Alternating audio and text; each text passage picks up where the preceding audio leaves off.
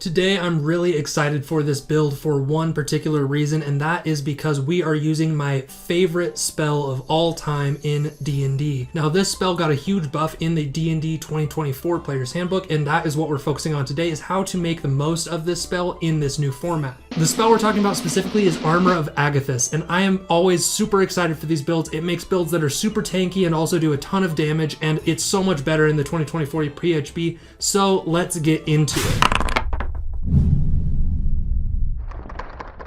Everything is centered around Armor of Agathys, so let's cover what's different about Armor of Agathys. So the new wording is very particular that makes Armor of Agathys good. Now in 5th edition, the wording was, if a creature hits you with a melee attack while you have these temporary hit points, the creature takes 5 cold damage. The new wording in the 2024 Player's Handbook says if a creature hits you with a melee attack before the spell ends, that creature takes 5 points of cold damage. Additionally, the spell ends early if you have no temporary hit points. Now the main difference in this is the 5e, we had to have these temporary hit points, meaning we couldn't regain them or switch them out with different sources of temp HP. Now in the new one, we can switch out with new sources of temp HP and refill our temp HP and not lose the effects of Armor of Agathys and keep that spell going, even though we have switched out the number of hit points we've used multiple times over. So this build is focusing on as many ways of gaining temporary hit points as possible to really try and maximize and get the most out of our Armor of Agathys. The other great thing that is new on Armor of Agathys is it used to be an action to cast, and now it is a bonus action to cast. This makes our setup for this build way better, allowing Armor of Agathys to be much more action economy friendly. So the first step we're taking in getting the most out of this spell is our species. With our species, we are going to go into the Goliath, and we're going to do the stone variant. This is a common way to get the most out of Armor of Agathys, where you use stone's endurance when you take a hit, either melee or ranged, especially ranged, and we can reduce the incoming damage.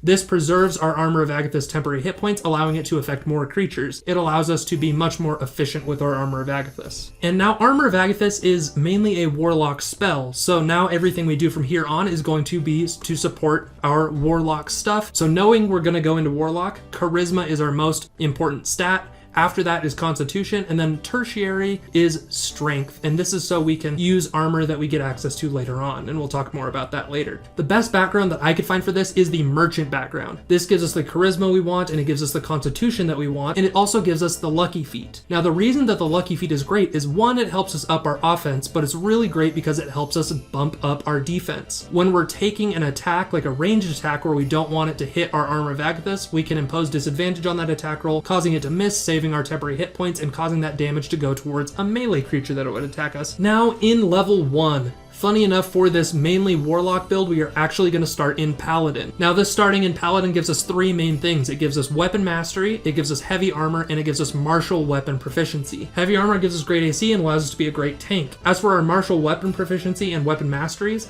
I'm looking to use the Maul. The Maul is great because it gives us the Topple Weapon Mastery, which allows us to try and knock a target prone. This allows us to get advantage on our attacks, and also allows us to keep enemies close to us. If we have a melee enemy, we can topple them down, their movement speed's reduced. Same with a ranged enemy, we close the distance with them, we topple them down. All of a sudden, they can't run away. Their best choice is basically stab us with a dagger if they have one. This optimizes our Armor of Agathys, making it so enemies are much more likely to be in melee with us more often. And now that we've taken this 1 level dip into Paladin, it's now time to switch into Warlock. Now Warlock, the most important thing we do with level 1 is obviously to pick up Armor of Agathys, the key spell for this build. The other thing we get at level 1 is we get our first invocation, and we are going to take this in Pact of the Blade. Now Pact of the Blade is great because it allows us with our Maul to use our Charisma modifier instead of our Strength modifier, making our offense much better. It also allows us to bypass bludgeoning, piercing, slashing resistance because we can change our damage type. It also lets us resummon this. Pact of the Blade is just great. Now with our 3rd level, or our 2nd level in Warlock, we pick up 2 more invocations. The 2 I'm mainly looking at is first Agonizing Blast, and instead of putting Agonizing Blast onto Eldritch Blast like most Warlocks do,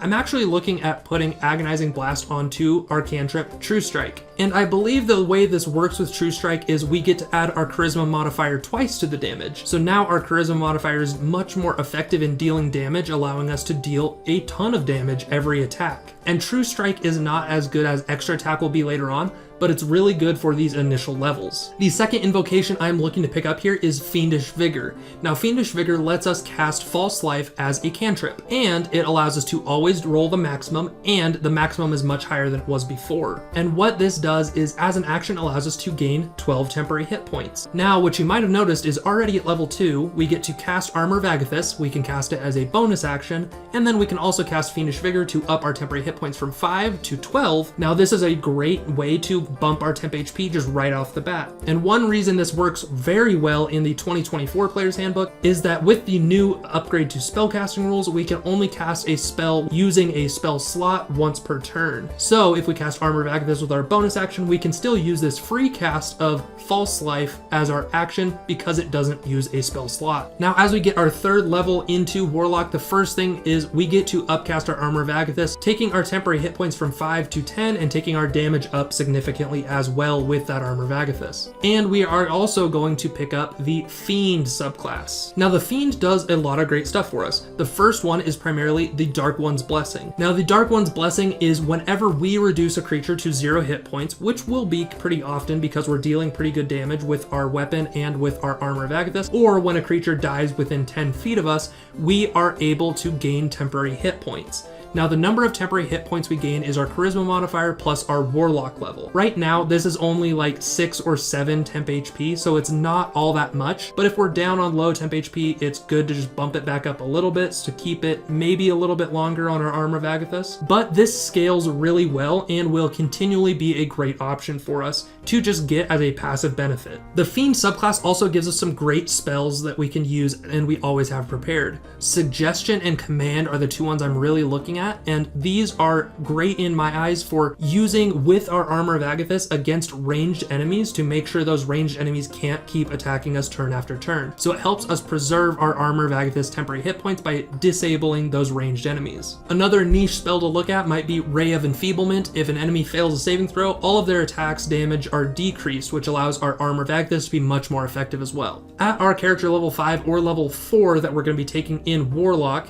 we pick up an ASI. Now, an ASI is worth it if our charisma is at an even score, but if our charisma is at an odd score, I'm going to start looking at feats. The main one I'm looking at right now is Fey Touched. Fey Touched rounds out our charisma, and it also gives us a free cast of Misty Step, which is great, and it also gives us a free cast of a first level spell we might not otherwise get. The ones I'm looking at are Compelled Duel and Hunter's Mark. Now, Hunter's Mark is basically just Hex, but it is a free cast of it, which is good. Whereas Compelled Duel is something we can cast on somebody, forcing them to come close to us, incentivizing them to attack us as opposed to our allies. Now, this just compounds making our Armor of Agathys more effective, especially against melee enemies, helping us to be a team tank rather than just an individual tank. Now at level 6, we pick up our 5th level in Warlock. This allows us to upcast our Armor of Agathys again. It also gives us great AoE options to clear out crowds where our Armor of Agathys might take a little while to get its full effect. At this point, we can also drop our Fiendish Vigor invocation, as now when we're casting Armor of Agathys, when we initially cast it, it's more temp HP than our Fiendish Vigor is going to give us anyways. So in exchange, I'm looking at picking up the Thirsting Blade invocation. This is basically just going to give us extra attack, but this ups our damage quite a bit. At this point, because we picked up extra attack, we can also drop Agonizing Blast on True Strike. We could potentially switch that for Agonizing Blast on Eldritch Blast, making that more effective, or alternatively, we could pick up a totally different invocation. I'm looking at something like Eldritch Smite for just the big burst damage if we need to use our Dark One's Blessing to try and recharge our temp HP, or alternatively, we can pick up something like Pact of the Chain, which is just a ton of utility. Now, at this point in the build, we have a choice.